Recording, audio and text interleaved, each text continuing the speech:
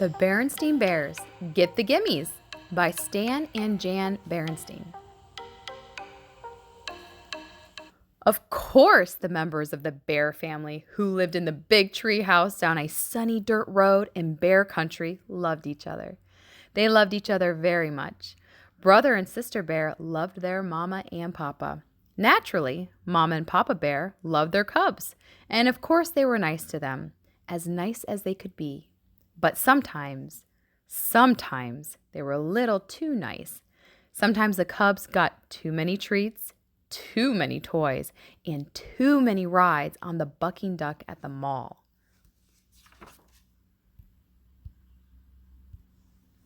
Maybe that's why Brother and Sister Bear got the Gimmies. Or maybe it was because there were treats, toys, and fun things to do wherever they looked. At the supermarket, at the mall, on TV, and just about every which where.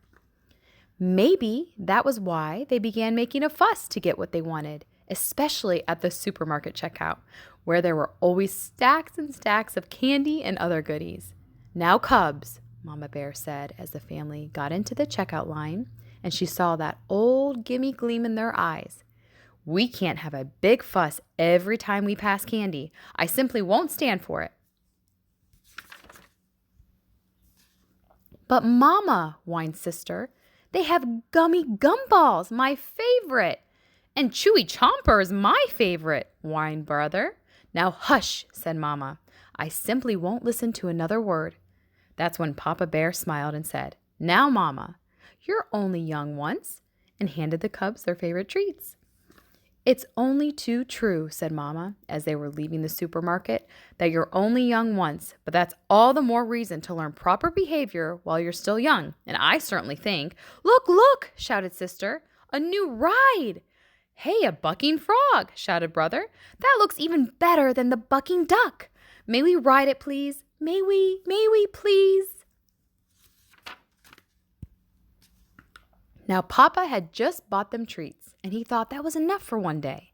But the cubs made such a fuss that he sighed and dug into his pocket and put some money in the slot. Papa looked at Mama and shrugged. "Cubs will be cubs," he said. "It may be true that cubs will be cubs," said Mama, as they walked across the parking lot to their car. "But that's no excuse for jumping up and down and making a scene every time they see something they want." "Look, look!" shouted the cubs once again. "Little rubber cats that stick out their tongues when you squeeze them." "Cubs," said Mama. "That will be quite enough. I don't want to hear another word." "Oh, please," they shouted. "May we have them? Please, please, please." Papa decided it was time to put a stop to all the fussing. "Stop that fussing," he said in his loudest Papa Bear voice. But they were making such a commotion they didn't even hear him. Sister was jumping up and down so hard that she fell over backward and started kicking her feet in the air. "Please, please," shouted the cubs so loudly that the whole parking lot took notice. Said embarrassed Papa to the toy seller. "2 of those rubber pussycats, please." The rubber pussycats not only stuck out their tongues, when you squeezed them, they went squeak, squeak as well, and they squeaked all the way home. Mama was quite annoyed by the time they got back to the treehouse, but Papa was so angry he could hardly speak. It wasn't until the cubs had gone about their business and Mama had made a pot of tea that Papa's voice came back loud and clear. "Of all the outrageous, disgraceful, embarrassing behavior I have ever seen," he roared. "That selfish, greedy performance by our cubs was the worst. Brother and Sister have the worst case of the galloping, greedy gimmies I've ever seen." "Yes," said Mama calmly, sipping her tea. "But have you ever stopped to think about why they have the gimmies? Perhaps their greedy behavior isn't all their fault. Perhaps it's partly our fault for giving in every time they make a fuss." Papa listened quietly.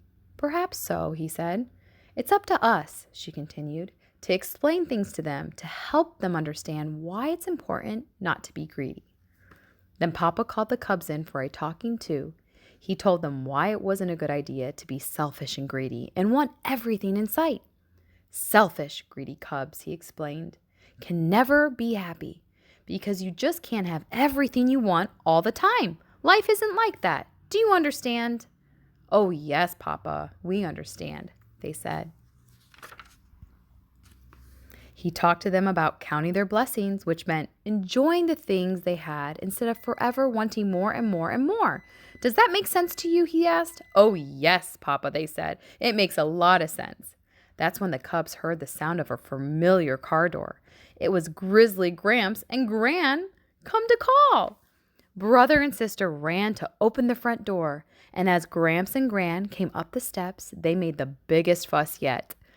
"What you bring me?" they screamed. "What you bring me? What you bring me?"